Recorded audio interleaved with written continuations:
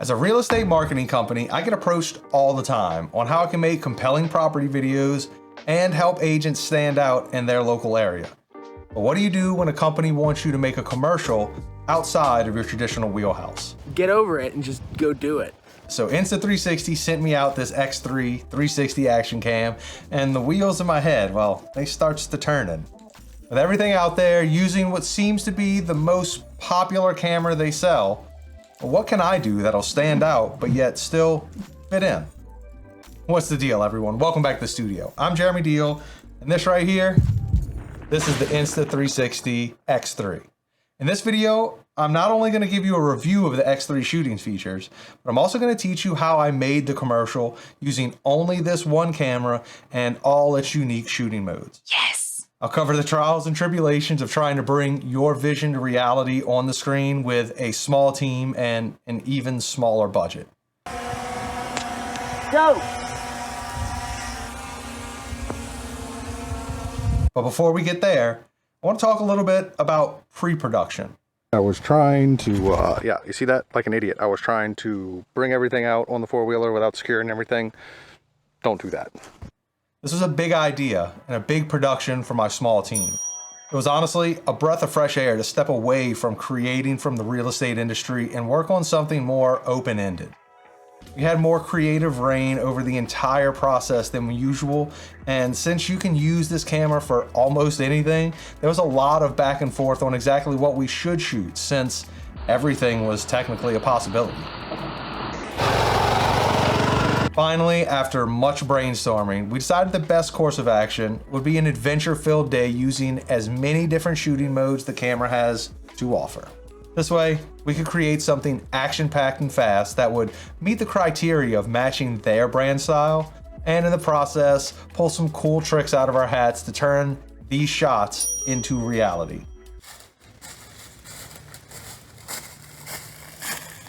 Take two. I had 2 full shoot days of practice for all these shots, and good thing, because, man, this is where we started encountering our first problems. Our shot list was ambitious, real ambitious. Maybe we're biting off more than we can actually accomplish here. Time and time again, we tried a few of these shots until something finally just clicked. 2 brains are better than 1, and 4 are better than that. Sometimes it takes a team to solve a problem, and now that we have every shot figured out for real, it's time to set up our shoot day with the crew and build out all the rigs we're gonna require for the day of. Luckily, along with the camera, Insta360 sent over a bunch of extra stuff for the mounting and using of the camera, like the Moto bundle and the bullet time stick attachment, and these pieces all came in crucial to pulling off this commercial. Nice. Hold on.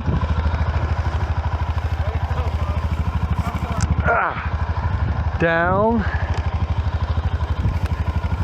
And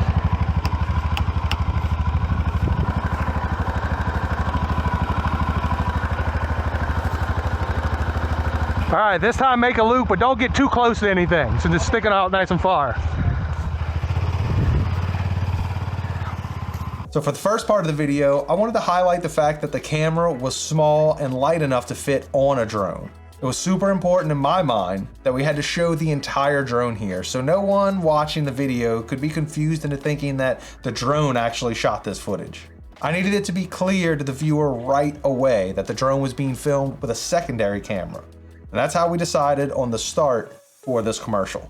Now we're out here today, this morning, because I just got this new camera. Boom, check it out. And we're doing some testing. We're gonna do a couple different loops of this spot for the first shot of the video that I'm working on. And I'm gonna try a few different modes because it has an HDR video mode and then a traditional video mode. So I'm just gonna check both of those out and see how it works. So let's go ahead and get to it. I just so happened to pick up this handy elastic strap with a 1/4-inch screw on a while back before I bought the Sphere, and I knew this would be a perfect time to use it. I attached the X3 to it as tight as it would go and strapped it around the body of my Air 2S, being careful not to block any of the drone's camera sensors on the bottom. The X3 is a pretty beefy little camera for how small it is, but I've lifted much more with the drone, so I knew it could definitely handle it. I ran it through a few flight tests, and during each run used a different shooting mode the camera had to offer, shooting on the traditional video mode, HDR, and time shift, and eventually decided the final shot would be done in the HDR video mode. I thought it might have been a little gimmicky, but after getting all that footage back on my editing rig, I could clearly see the difference between the HDR versus the standard video, and for this situation with the beautiful bright lighting everywhere, I knew HDR would be the choice for this shot. The next shot is one I thought would be the easiest, but turned out to be the absolute hardest one to pull off effectively. The bullet time shot.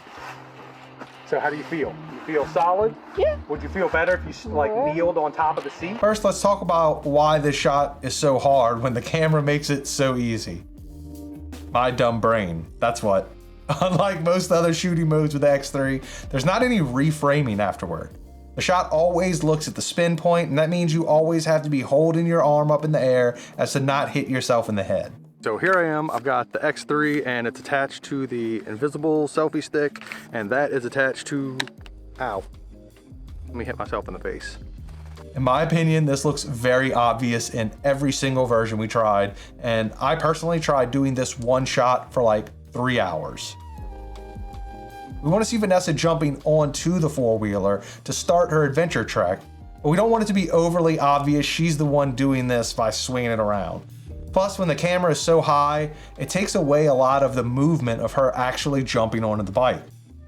What's the solution here?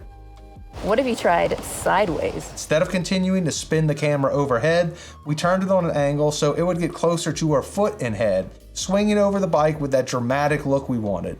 We tried to hide the grip under the helmet to make it look like someone else was actually making this shot happen, but it was her skills the entire time.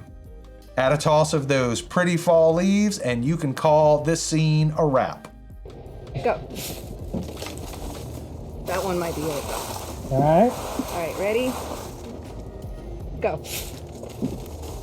All right. From that point on, we had a lot more to film, but only a few of those scenes would cause some setbacks, and almost all of that had to do with rigging. Breaking down rigs we made earlier to make the next rigs, redesigning rigs on the fly to deal with some issues that for some reason did not come up during testing, trying to figure out how to get this dang monopod to stay straight without having to drill into the canoe. You know what? Let's just change that shot. Let's just say we managed to come together as a team and get the entire project done in just one afternoon of shooting. And after a few days of editing, we have two versions. One vertical version for social media that you can find on my shorts feed, and one horizontal version. Did I not mention this camera films both versions at the same time with the same clips? Well, here's that final version now.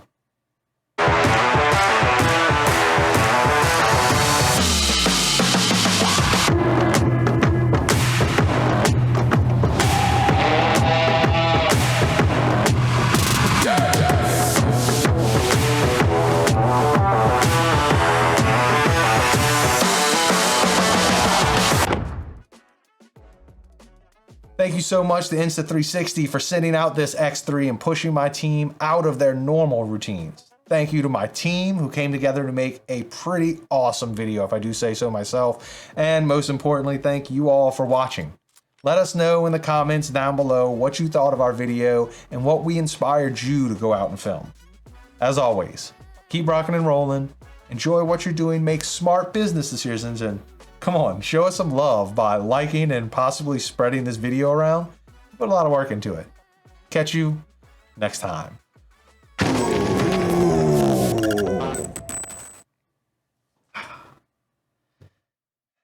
I also have the One RS 1-inch 360 edition, which is their highest rated camera. So if you're curious in a direct comparison between those two cameras, make sure to let me know down in the comments below. I had a blast filming this kind of video, and let us know if you really like this, or I guess, you know what, the numbers will prove it. Let's see if we're going to be putting more effort in like this one. Peace out!